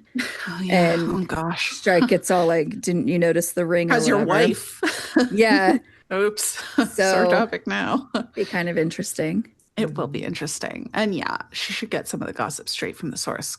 It drives me nuts that Robin is resisting pointing out that Strike gave Murphy the win for arresting Abigail. She doesn't mention that. She should have, you know, and Robin, knowing that Murphy is being pettis. I combine petty and jealous. Combine many words. Make good point. Pettis, it works. Petty and jealous. Yeah. Murphy is being pettis. That Strike was getting good coverage, right? He's getting bad coverage. He really is revealing what he thinks about Robin's work in this whole scene. It's not good. She should be paying more attention to this. I can't help but notice the amount of times Murphy's non-alcoholic beer is mentioned. It's mentioned twice, and then the third time it just says beer. It seems really odd to me that an alcoholic who's sober would choose to drink non-alcoholic beer, because wouldn't the taste just make him want the real thing? It does seem odd for somebody who is apparently sober and committed to being sober that you would choose something like that over, say, water or soda or juice or tea or Does he anything not know else. how good Coke Zero is? Somebody Has he not should let tried him Diet know. Coke? Yeah. Why anyone drinks non-alcoholic beers beyond me? Because why would you want the gross taste of beer when you don't even get the alcohol? The only thing I can think is that if it has a similar taste, maybe the lingering smell in his breath would cover up from drinking that he did Oh, earlier. Mm-hmm. oh yeah, that makes sense. Anyway, but then he brings up Kim. He could not be making this conversation worse for Robin if he actually tried. I am curious about what he was going to say about her having quite the rep at work, though, because I don't think it was going to actually be that she was good at her job like Robin No. assumes. No, I You thought know, the same thing. I assumed he was talking about a different yeah. kind of big reputation. Yeah. He Yeah. he was talking about the other kind. Yeah. I feel like it's probably better he didn't say what it was though, because it would have been something about Kim throwing herself at the men she works with. And it would have had Yeah. Robin spiraling even harder about Strike. Yeah, So yeah. So after dinner, Murphy tries to get Robin to talk about freezing her eggs, and I thought this would be a great time to read an email that we got recently. So Rick, who listened to my request for some male perspectives, sent us in this email, which, first of all, it had a great subject line that said "thoughts and a penis," which referenced our discussion. I thought that was Mm-hmm. so funny. He says, "Hi guys, love the podcast and the enthusiasm you bring to it. At the top of your latest episode, you mentioned you might want to hear from a male perspective, some observations on the book. So here it goes. I caused a bit of a kerfuffle. I really like that word over on Reddit a few days ago with a poorly worded post, but the gist of it was that I thought RFM should dump Robin. I know she should definitely dump him, but I sometimes look at it from his point of view. Firstly, if you're going to get married, the very first discussion is obviously, do we want kids? Murphy is 100% yes on this, and I would think any prevarication on Robin's part would be a deal breaker for him. I don't know why he would persist after that, other than the fact that he's an a-hole. I mean, fair. I like that it says a-hole. He also clearly sensed her relief after getting gazumped. He actually does the right thing by trying to talk these things over with her, but she insists that it's fine and she loves him. We know she doesn't. How funny would it be if Robin goes to the Ritz and he says, look, I need to go to AA and get myself together, and I think we should take a break while I do that. That would make I would love sense, that. but too easy, I suppose. I also mentioned awkwardly that if he's a Paul Newman lookalike, he would do okay for himself. And if he's intent on being a manipulator, he might be better at finding someone more malleable than Robin. One thing I wanted to point out before we get on that, wasn't he saying that he was already went back to AA? Like when he So he relapsed? says. Yeah, so he says. But if he says that I'm going to AA at the dinner when he's already told Robin I'm going to AA, I'm serious about staying sober. Should be like, so what have you been doing this whole Yeah, fucking time then, what bro? exactly have you been doing? That would make things worse for him. Well, maybe it could just be like part of my AA I've realized or something. It, you know. Maybe I need to do some inpatient stuff. I'm sorry that it caused a kerfuffle. It because doesn't take much to cause a kerfuffle on the Strike subreddit, to be honest with you. Sure, but I completely agree with you. You know, maybe he does love her, but it could not be more clear that she doesn't want what he wants, and he can see it. I mean, he's what, 36? He's not getting any younger, 36, 37? Yeah. It's kind of like with Lorelai, but Robin is gaslighting him more because clearly Murphy can see that she's not into it, but she is telling him that she is. So I agree with you. Yeah, for me, the fact that he hasn't broken up with Robin, but is actually trying even harder to lock her down, like the more she pulls away, the harder he tries to pull her back. It's honestly a red flag for him. Exactly. In a way, it's like a dude's version of Robin's tendency to cling when things aren't going well. I just think it's when you love somebody, and I think that he loves her. I'm not sure that he does. I think that he loves he an really idea He of loves the her. idea of her. Does he really love the workaholic, obsessed? Warts and all. You don't have to love everything somebody does or everything about them to love them. Well, yeah, but he doesn't even really know her, though, is what I'm saying. Like, he doesn't know her well enough to actually love who she really is. Because she hasn't let him know her well enough, really. Maybe he thinks that he loves her. I'm sure he does. I think that he loves her. I think that he wants a future with her. So when you want those things, you can be blind to the signs that say that you shouldn't do them. And Yeah. so I think that that's what's happening. He's not actually totally blind to it, but when he's being told by Robin, no, I do want them, he's going to choose to believe it. And he shouldn't, because he's going to get more hurt in the long run. And also, he's Yeah. old enough to know better. Well, I mean, are we ever old enough to not be fooled by our own hearts? I can't blame him. I would say he should listen to her actions rather than her words, but her actions are also like making offers on houses with him. Yeah. That's on her a little bit. I would think, though, like her overall attitude of, I'm thinking if you're not getting like, yeah, I'm The really vibes. excited about this. Like, I'm excited about this. If it's not a hell yeah, it's a no. The vibes are off, but he's believing her I mean, I get words. what you're saying. It just seemed like that I don't understand. Seems like if, yeah, she's saying that, but her actions do not say I'm excited about it. It's because he wants to be with her. I was obsessed about having a future with her. I think that he's trying to control her and manipulate her into what he wants her to be. I don't see him as that kind of a villain. I just think that it's like with Lorelai. She could see that he didn't want the same thing, but she loved him. So I think that he should break up with her. But that's coming from a place where we know the truth. We know that Robin doesn't want that. And I think that he suspects it, but doesn't fully want to believe it because he does want this future with her. Yeah, I think that for the purpose of the narrative Joe's writing, for Robin's growth, she has to be the one to break up with him. Absolutely. So she is writing Murphy to be the kind of guy who is going to cling harder. He is this way for a reason. It's because Robin is going to have to suck it up and break it up with him for her own growth, right? Because that's the narrative. I do understand the point that Rick is making. Yeah, no. Totally. And it's an argument that we made for Lorelai as well. Mm-hmm. Anyway, a lot of people say that Murphy's pressuring her into talking about these things, but I don't know if I agree that this is a bad thing. These are absolutely things that they need to be talking about, like whether or not they want kids, and because they can't do it naturally, if she wants to freeze her eggs. Definitely conversations that have to happen. Do they have to happen on the very first night she's home from the hospital? I feel like you could give her a couple days to rest and recover and like process what she's learned before you start broaching the conversation the very first chance you get. It just seems like a big thing to bring up. It's very big, very heavy, even without her saying like, oh yeah, I feel fine. Like, come on, like really, you're going to buy that? She just went through something really horrifying and you're going to buy that she, oh yeah, I'm fine. I'm totally fine. I wouldn't even bring it up. I don't think there's any reason that he couldn't have brought it up. She said she was feeling better. I don't think it's inappropriate. I think that's way too soon. It's not just like a pregnancy though. It's the pregnancy. It's the rape stuff. It's the whole thing. But he doesn't know. He doesn't know all of this that's going through her head.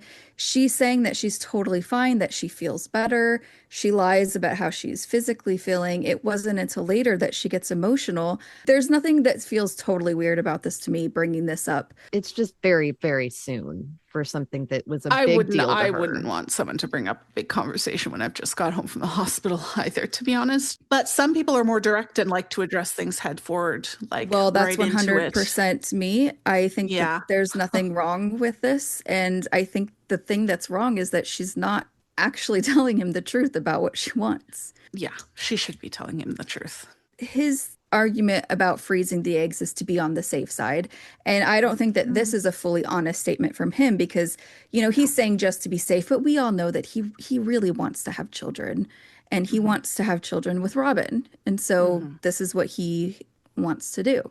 And I don't like the way that he's gone about this. You're going to be surprised. I don't like the way that he's gone about this either. Why not just be like, hey, Robin, so that whole thing happened. Do you want to have kids or do you not want to have kids? Not like, let's talk about egg freezing. Well, but that's how they have to have kids. Yes, I know. But yeah, that can happen on further along in the conversation after you've determined whether or not she wants kids at all. Because like asking about egg freezing is like, it's already treating it like it's a foregone conclusion that you, of course you already want to have kids, you know, like maybe not right this second, but yeah, of course you want to have kids. Let's go freeze some eggs so that you can try doing that whenever. It just seems like he's assuming that of course she's going to want to have kids. And yeah, let's go ahead and freeze the eggs. Like, why not just ask? Well, he does ask what she wants It's to his do. way of gently asking. He's Yeah. trying to ask if she wants to have kids. But saying, don't you think it might be a good idea to be on the safe side? Like, really? Well, if they were going to have children together, that's how they would have to Well, do it. well, naturally, but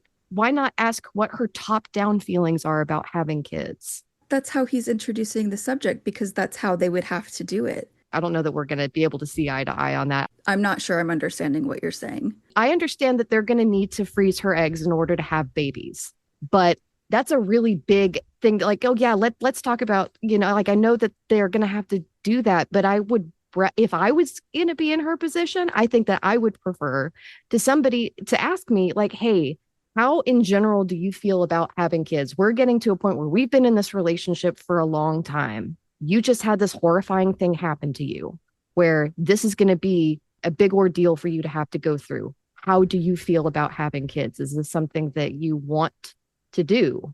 Not, don't you think we should look at it just to be safe? That doesn't seem like asking about whether or not you want kids. That seems like he's already assuming that she wants kids. And let's look at it. He is assuming that. He says that later that he assumes that she wants kids. And that's why I don't like it, because it's an assumption that she already would be going along with that. That's what I'm saying, is that I wish that he had broached the conversation with, okay, you went through this. Well, but he's not. I mean, we already know that he's assuming that. So, I mean, well, yes, I know. I know that he's making assumptions. That's why I have the problem with it, because he's making assumptions and he's not just pulling back and saying like, hey, how do you feel about this? Right. But I mean, taking out the egg thing, he could have just said, let's talk about having kids or whatever. And that just seems like, yeah, let's go ahead and do this. It feels pressuring, like because of the assumption that makes it feel like there's more pressure to just go ahead and do it. Because like, well, aren't we going to do this? Aren't we going to talk about this? Like we talked, the egg freezing is going to be the only way forward. Don't you want to do that? Don't you like kids? It's the assumption that I don't like. I don't know if it would have gone any differently if he had approached it that way, but I don't like that he approached it with the assumption. The assumption bothers me. I'm completely lost. Is it because he's sort of not appreciating what the process? Well, yeah, because it's a big deal. Entails, it's clueless. which she gets into later on in the conversation, right? She says, you don't appreciate how much it would take to do this thing just to be safe. Like, it's not a small process. It's an enormous process. Well, he might not understand that. He doesn't, clearly. I don't think he really does. But yeah. It's educating himself before speaking on things he doesn't understand, but I don't think we need to be that mad at him for this. It's not, I mean, he wants children and he wants them with Robin. And so this is the situation they're in. And so he wants to talk about it. Yeah. And to be fair, she knows full well he wants kids. She has just refrained from, she's just pretending she doesn't know. He's under this assumption because Robin has withheld this from him. And she knows full well that she's done that. Yeah, he's assumed she wants kids. She's let him assume that. I just don't think he's doing anything super wrong here. If it was me, I would want to finish my fish and chips first. But I hate having important conversations over dinner. I like to address things. Yeah, you're a very direct person. You're like straight at it. There's no point putting it off, right? No, because it makes it worse. Some of us love putting things off, especially conversations and tasks. But, well, the conversation doesn't go well. So then he comes in and he says, I feel like you're blaming me. And I'm not sure what that means, because how is she blaming him by telling him all of the things that she would have to go through in order to freeze her eggs? Oh, it bugs me that she just says, I'm not blaming you, because I wish she would have said, how am I blaming you? I think that Murphy's projecting his own guilt onto her here, because he knows full well he was drunk the night that condom broke and that he lied to her, I believe. Yeah. A lie that nearly killed her, by the way, although I don't think we could get him on attempted murder for it, but I'd like to try. And now she's found out this really traumatic information that's going to seriously limit some really big choices in her future. He feels like she's blaming him because he knows he's to blame, but he's not going to admit it to her or even consciously to himself. Yeah, that makes sense that he's feeling guilty. I think it's a sign of his guilt. We talked during the running grave that we didn't think that Murphy fully respected Robin's career. And I see that here in this chapter where he blames / gives credit to Strike and not to Robin. But here he does it again when he says that his job requires him to work a lot. Her job shouldn't. If I were going to give Murphy the benefit of the doubt, Ooh, I know, I'd say okay. maybe what he meant was that he has to work when they tell him to because he has bosses. But because Robin is the boss and runs the agency, she can dictate her Okay. own hours. That makes Right. sense. That does make sense. However, I am not going to give him the benefit of the doubt. Of course not. And in a move unsurprising to anyone, because he's shown me before that he does not respect the fact that Robin is a full partner, name on the door, equal decision maker to strike. So he was, in fact, being a dickhead and saying that her job wasn't as serious as his. I'm very much not proud of this 37-year-old or whatever the fuck he is, man. Are we just adding years to his age every time we Every say time he his pisses age? me off, yeah. He's 8 years younger than Strike, right? So Strike's 42 in this book, so he's 36. Okay, yeah, and 2 years older than Robin. Yeah. Anyway, I think he wants her to put babies and their relationship before work because that's what he wants. And 100%. look, I'm a stay-at-home mom. I'm in no way shaming anyone for wanting babies over work. In my opinion, being a parent is one of the most important things you can do. But Robin hasn't signed up for that, and she hasn't said that she wanted it. I do need to give it to Robin in this argument. She does lose fire throughout the book, but she's doing a good job here. She's telling him that she loves her job and that he's wanting her to put her eggs first. I had a round of applause for the "my eggs and I are not the same thing" moment. I am because, shocked. Amen, sister. And then calling him out for that week, "Oh, I'd be with you," when it would be her body being put through all of this on her own. You know, you tell him, Robin, I really hope she gets that fire you mentioned back in book 9 and demolishes this guy. I've already got a bottle of champagne on standby. Oh, God. Yeah, we should definitely have champagne and tissues. We're going to have to get the book 9 kits ready. Mhm. Oh, we should make a book 9 Like kit. a whole What would we support get? kit, like a little bottle of bubbly, Yeah. packet of Kleenex, Obviously a bag of hot Cheetos. a paper bag to hyperventilate into. Mhm. What else do we need? Can you give us ideas on Twitter for a book 9 support kit? We need some sort of stress ball to squeeze. Stress ball, pillow to scream into. Well, you know I need that. Yeah, we're all going to need that. Yeah. But Murphy's saying that he'd be there to support her if she wanted to do it. I can't help but notice that he doesn't say that he'd also be there if she didn't want to do it. That was a very noticeable omission to me. Not even like, I'd support you, whatever you decide. He's coming at this from, you should freeze your eggs. I'll be there to nudge you through that process kind of angle. But you know what? He Mm. doesn't have to be there if she doesn't want to do it. That's kind of the whole point. Yeah, he could just leave. He wants children, and it's okay to want children. It's okay for Murphy to want children. So if he doesn't want to be there, Yeah. if she chooses not to do it, that's something they really need to talk about. But they're both kind of dancing around that here. He's not fully saying, I want children, and she's not fully saying, I don't want children. We should hook him up with Lorelai. I think know. they'd be really cute together. I've been saying. Or Madeline. They can go to AA together. I don't Oh, care. God, Anyone no. else. No, I wouldn't do that to Murphy. He deserves nicer than Madeline. Come on. He deserves to have food sometimes. He probably deserves to eat or not be kicked with the high heel. I don't know. Well, if they were both sober together, they might actually do really well supporting each other in that. I don't but maybe know. not such a good idea. I had so much hope for this chapter when I was first reading it because I thought, oh my gosh, here it is. They're going to have to break up now because Robin is telling him that he never asked if she wants kids. And now she's going to tell him no. And this is going to be the beginning of the end. I was so hopeful. Yeah, me too. It feels like there were as many false starts for a breakup as there were false starts for a confession. God, yeah. We're just being edged this whole novel. Oh my Both God. directions.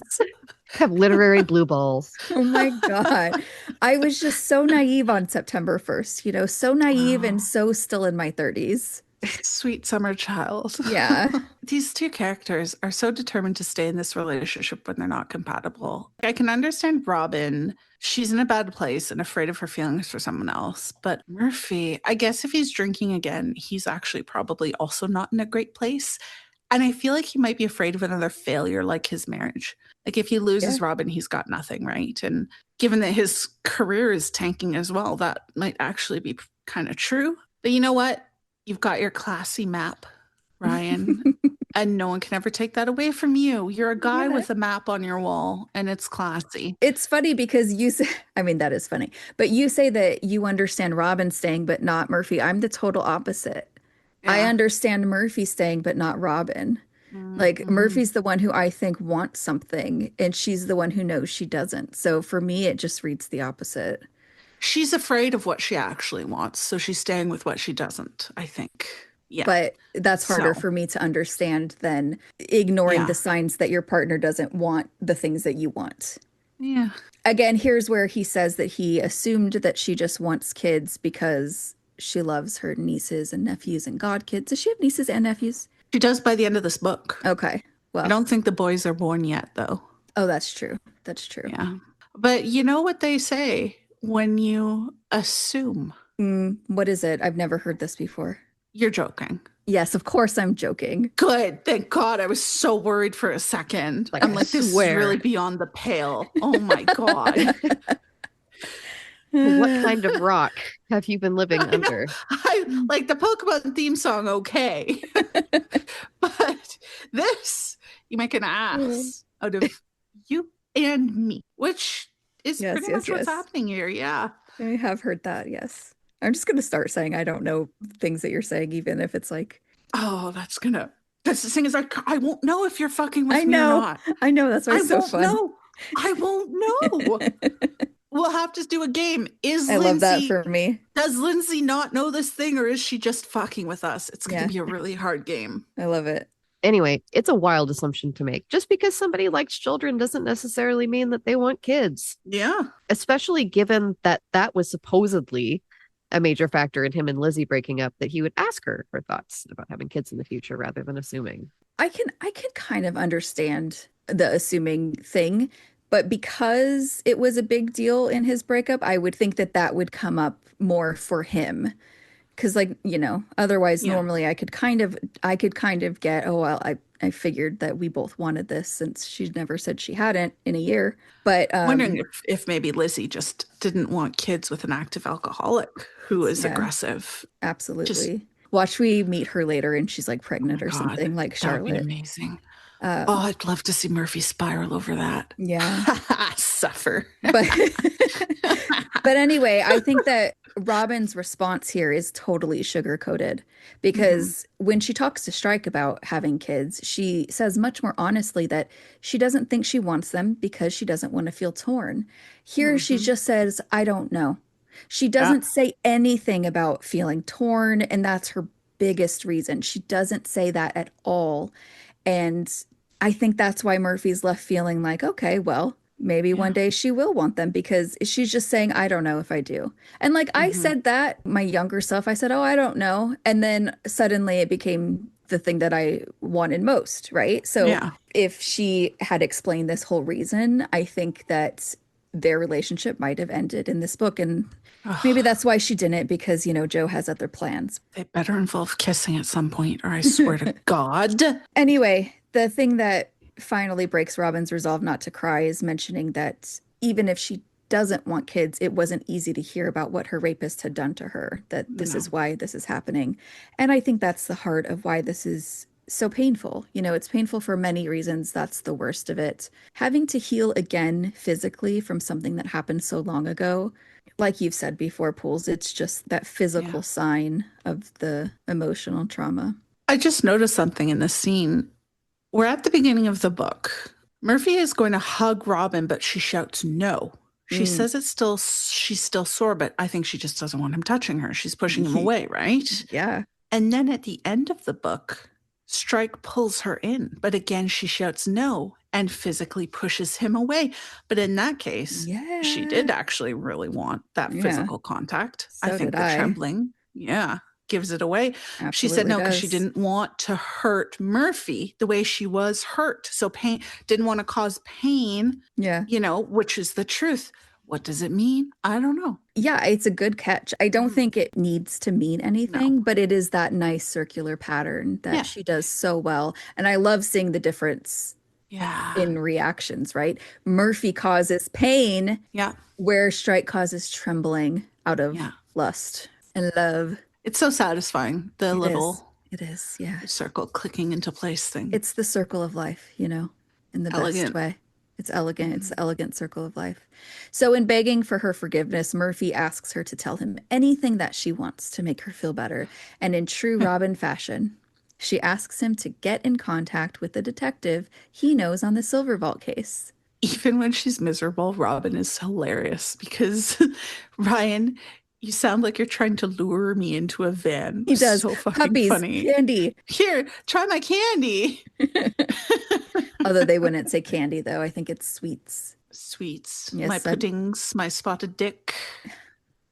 He could not lure me into a van That's with that. Not alluring. Hey, no. come in the van, get a look at my spotted. No, thank you. Stop. I'm good, man. I don't want anything spotted. I don't even know what that actually is as far as a dessert goes, but oh, it's another version of the Christmas pudding. A batter filled with raisins and shit and boiled. Gross. Basically, no, yeah. Not appealing. But genuinely, I love that Robin's going to capitalize on Ryan's guilt to get work intel, because that's so typical of her. And his strangely blank expression, I think he wasn't expecting that, which means that he doesn't actually understand Robin if he wasn't expecting that. He can't understand having a vocation and being this obsessed, not like she and Strike do. So I think it's possible there's more to this blank look than that, because of this look and his momentary silence, Robin tells him to forget it. But Murphy says that his hesitation is because of that drunken grope with Iverson, right? He doesn't want to contact her because of that. I feel like there might be more to this thing, because does a drunken grope from 6 years ago cause this kind of reaction? Or does it call for Iverson sleeping with Wardle later out of sadness that Murphy is supposedly getting engaged, as Strike speculates? So I'm curious. That's something that I'm really curious about as well. There definitely feels like there's something more here. Also, we're placing Murphy's grope with Iverson chronologically. They fooled around right around the time that Strike and Nina slept together for the first time in Silkworm. Really? Mm-hmm. Do we have his chronology that good? Yep. I compared the Hallmarked Man and Silkworm timelines. I just really like stuff like that. Does anyone else out there have a theory that this was more than just what he says? I kind of think it was either more or it happened more than once or something. I'm also quite curious about whether Murphy's fudging the timeline on when it happened vis-a-vis Lizzie leaving. Oh, yeah. Because I'm feeling like there's some fudging of the timelines going on here. Yeah. A little bit. I just also don't understand why this woman would be so hung up on a guy that nothing really happened with 6 years ago. Exactly. And I mean, I know that that's Strike speculation, but still. Although Nina's still hung up on Strike, and that happened. Her poor husband. Nina's new husband. Right? I kind of felt bad for that guy.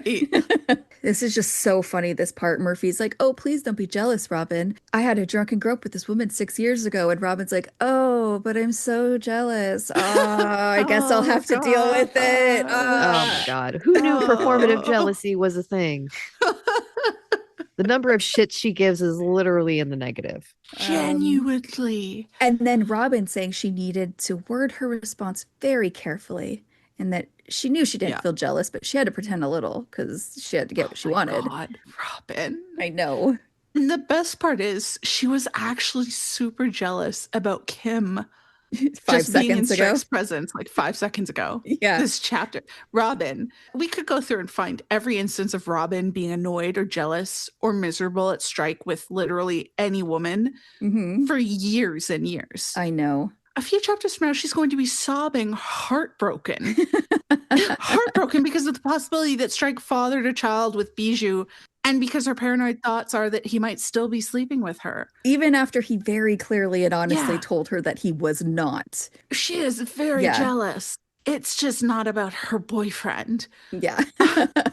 Yeah, like you said, Kens, the amount of shits that Robin doesn't give about Murphy being pursued by another woman, it is the thing that kind of makes me feel a bit bad for him, actually. And it's a rare feeling for me, so he should probably treasure that if he's listening. Oh, yeah. Murphy.